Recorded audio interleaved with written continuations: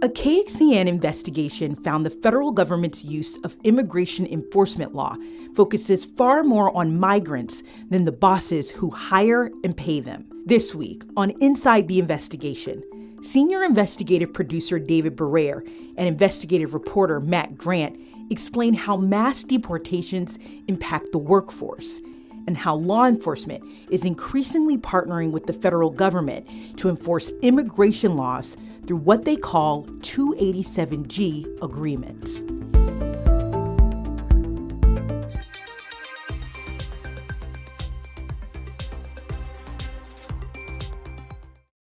Welcome to Inside the Investigation. Today, I am first joined by KXAN senior investigative producer David Barrere. David, welcome to the show. Thank you for having me.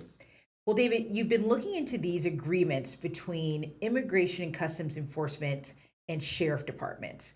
They're called 287G agreements. But before we get too far into the conversation, tell us what they are. Yeah, so they can actually be with more than just a sheriff's office. They can be with a state agency or local police department. But they're called 287G agreements because that is the section of federal legal code that created them in 1996.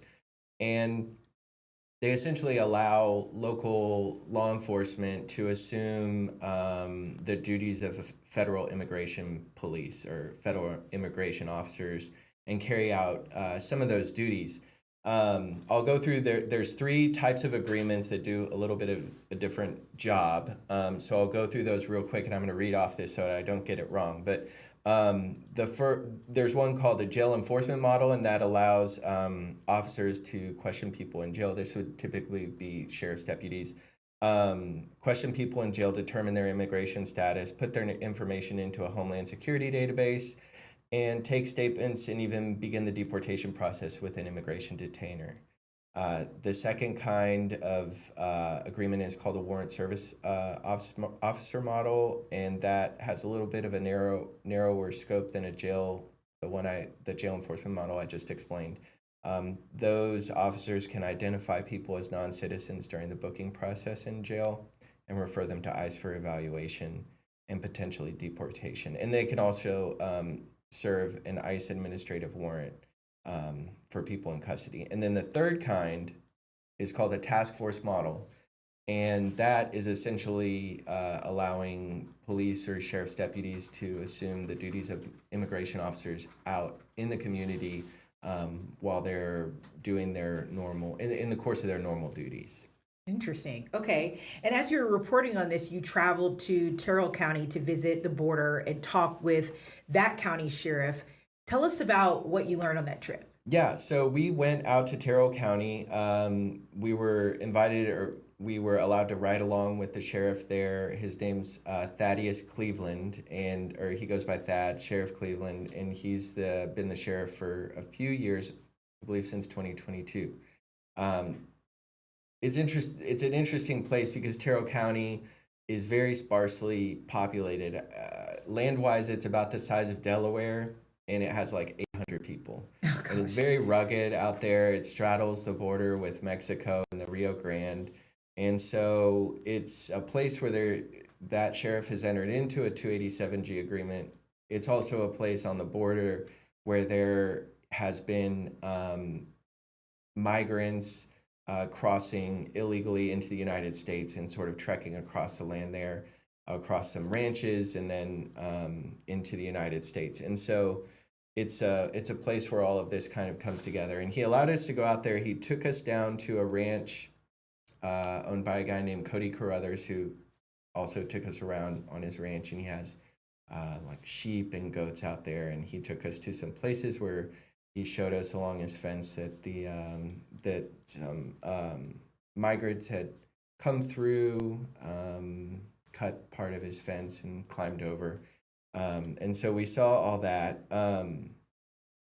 Sheriff Cleveland also drove us around the area, took us down to the Rio Grande River, and explained all the different things that he does. At one point, where there was even sort of an interaction between Sheriff Cleveland and some local people, and some confusion from them over how why they hadn't, they had called in previously to report migrants crossing through, and they said they hadn't gotten assistance. And that interaction sort of highlighted the it's not misinformation, but some confusion and unknowns between people and what's really going on the border. And they were saying that they had called the sheriff's office and never gotten, people out there. And then after some questioning, it turned out they had called before Sheriff Cleveland was ever actually the sheriff. He wasn't even in office at that time. And they were concerned about drugs being carried across. And he explained that, he was a Border Patrol agent for 20 years before and several years in that area. And he said that they had not had a drug seizure in 5 years in the area. So he sort of explained how that area of Texas, there are migrants crossing through, but they were not bringing any drugs. And you mentioned Cody Carruthers, and you mentioned that he was showing you along his fence line and talking about some of the issues he's had where his fence has been cut. Let's go to that clip now. What kind of challenges does it present for you when the fence does get broken or torn up? I can lose my guard dogs, the goats can get out, and these animals can get in a lot easier. It takes an army to fix it like it was when it was brand new.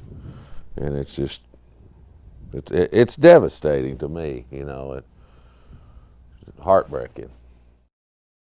You also mentioned that interaction that Sheriff Thad was having with people who were really frustrated living in Terrell County. Let's go to that. We haven't had a drug seizure in 5 years. Well, what the hell are they, what? Clothes, food. What has drug seizure been like here? I can look anybody in the eye and tell them that it's not crossing here. So who are most of the people who are crossing in your county? Out here, we typically catch accompanied juveniles. That means they're with their father, their brother, an uncle, something like that. But again, the vast majority are people no different than us that are coming north to work. But I've also apprehended those that do have criminal records. They're those that committed crimes in the United States, and of course, that's what this administration said they were going to target. What I found so interesting about your reporting, David, was that we really got an idea of the sentiments of a couple of people that were living in this area. But your reporting also highlights these agreements are proliferating like never before. Can you explain what's happening? Yeah, so there are lots of new agreements being signed. Under Biden in the last 4 years before January, no new agreements were signed and there were or renewed. And so to give you an idea of how many we have now, in 2020, according to the ICE data that they have online right now, there were 90 agreements signed or renewed that year.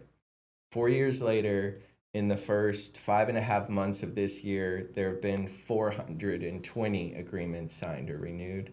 And that is driven in large part by a couple states. As Florida has at least 250, and Texas has 85 as of mid-May, and the numbers are constantly changing because new agencies are signing up all the time.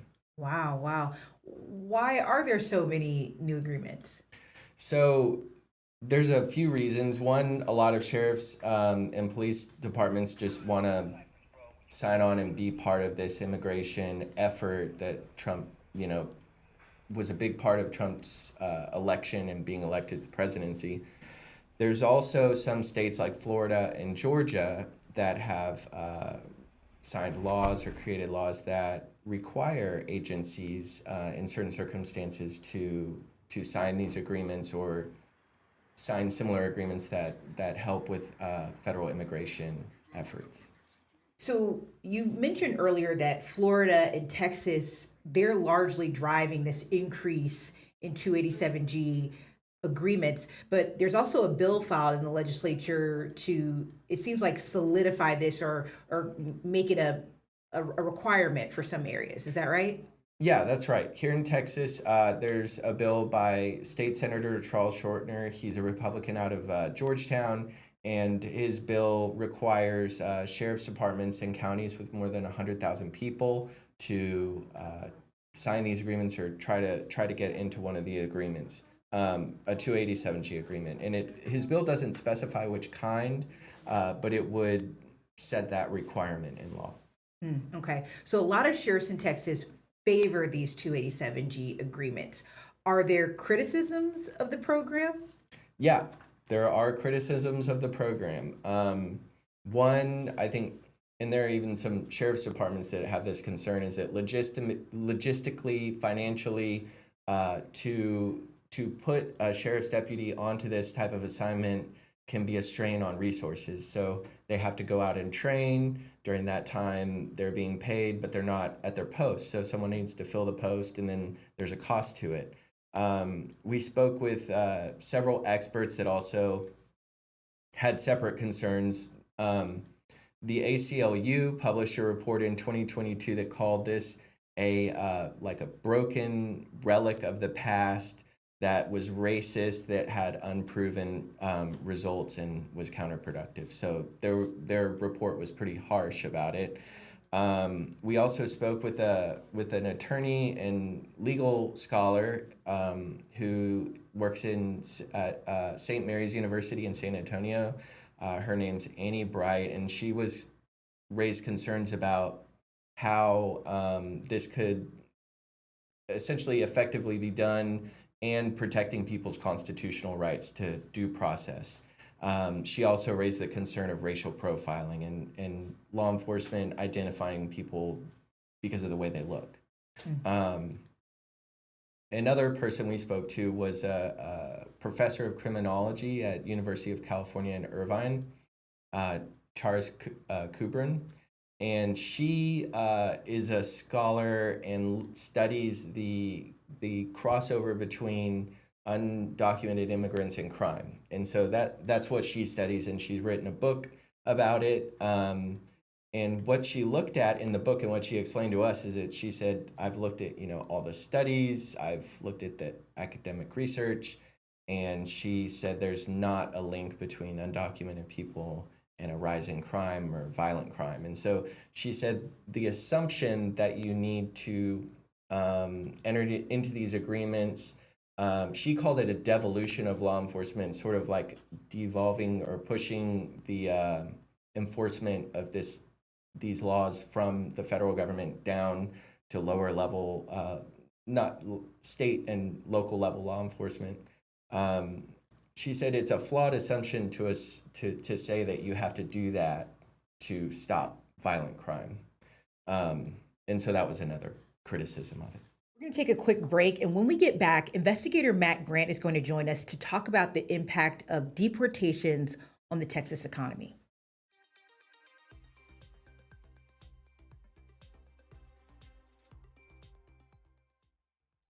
Welcome back. You're watching Inside the Investigation. We have investigative producer David Barrera still with us, and now investigative reporter Matt Grant joining us. How are you, Matt? Great, Kelly. Thanks so much for having us. Thank you for joining us.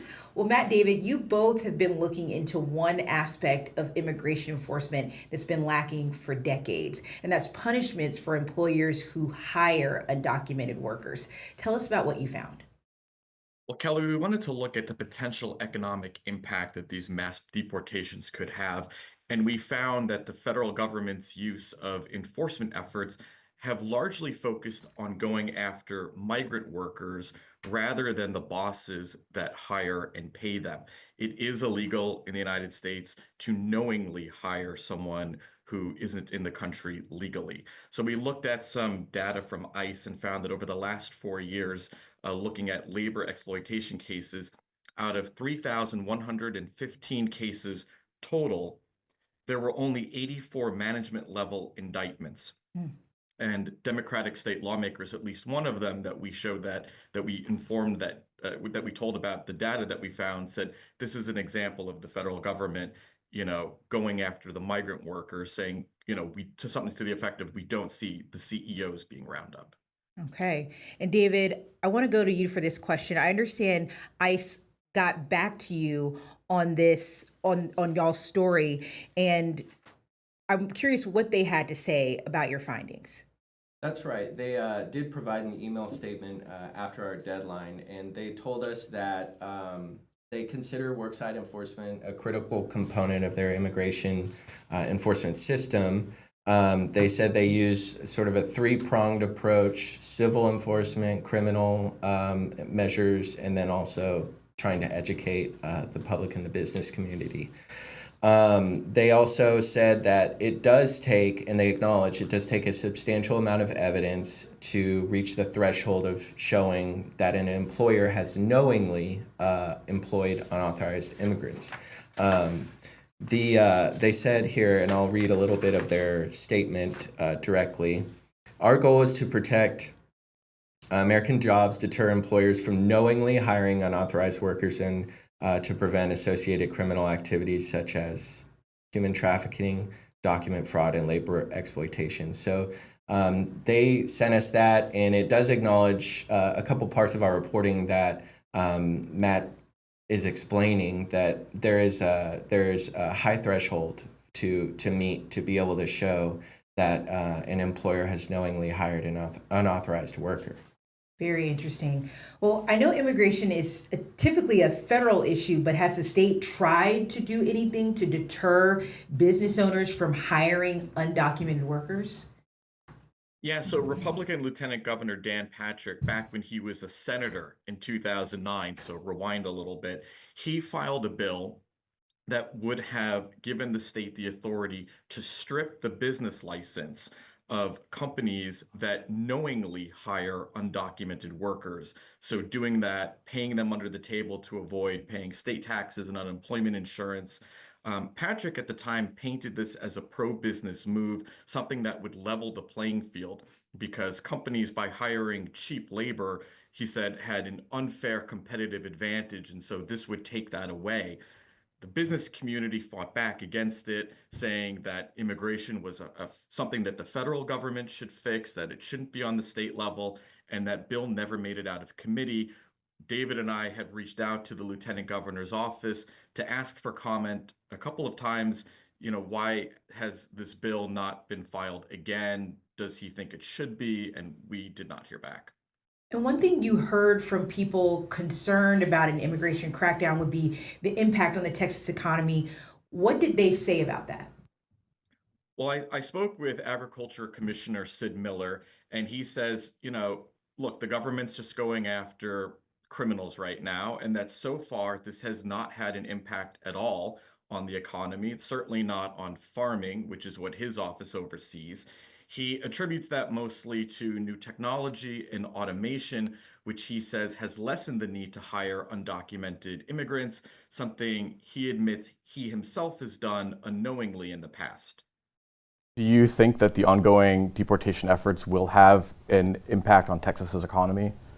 Well, we've been doing this since January, and so far they haven't had any impact. Right now, the main focus is getting rid of the bad guys.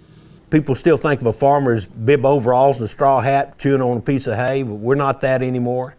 We're agriculture 3.0. We have cows that milk themselves by robotic milkers. We have autonomous tractors that drive themselves. Now, on the flip side of the coin, critics of mass deportation efforts like the American Immigration Council, they worry that this will have a crushing effect on the economy. They point to estimates that there are 2 million undocumented immigrants living in Texas right now that make up 9% of the workforce, 17% of all agriculture jobs, about a quarter of all construction jobs. I spoke with one couple. They wouldn't share their immigration status, but they spoke to me about what it's like being in the cleaning and construction industry. What's going to happen if everybody disappears? Nobody's going to clean your building. Nobody's going to clean your house. Cosa que uno no hace, uno quiere. The construction companies, they are going to broke because the most of the immigrants employees, they are the hard workers. Are many of the construction workers that you are with, are they undocumented, most of them? Yeah. Now, there is a legal path, and the president touched on it a couple months into his second term and addressed the concerns about potential shortages in the workforce due to the ongoing deportations. It's a temporary visa. It's called H-2A or H-2B. The H-2A focuses on seasonal agriculture workers. And that's something that Commissioner Miller had talked to us about, that basically the government provides hundreds of thousands of these temporary visas that allow undocumented workers from foreign countries to stay in the country legally on a seasonal temporary basis based on the needs of their employers. And the president said that this is something that he wants to look into. An administration official says they want to strengthen the program. And the president recently said, quote, we have to take care of our farmers, and specifically also mentioned hotel workers too, as a way to keep employees in the country legally on a temporary basis. And your investigation started with looking at how this would impact the state financially, but is the state studying the financial impact of all of this? The state has not studied this issue in almost 20 years. The last time this was looked at, the Texas Comptroller's Office did a study that was released in 2006, so back when President George W. Bush was in office. And at the time, the study looked at the effects of deportations and found that potentially deporting 1.4 million undocumented immigrants would cost the state about $17 billion in gross state product, with production costs rising, and the impact the report found would be felt for decades. The issue, though, has not been studied since. Wow. Well, Matt, thank you so much for your reporting. David, thank you so much for your reporting. You can watch our full undocumented series online right now at KXAN.com. But for those of you listening or watching, we appreciate you. Don't forget to join us next Friday at 10:30 for Inside the Investigation. And new this week, you can also listen to KXAN's investigative podcast. We're highlighting all of this there. You can find it wherever you get podcasts. It's going to feature audio versions of our weekly Inside the Investigation conversation with the journalists working on those stories. Guys, thank you so much, and we'll see you next time.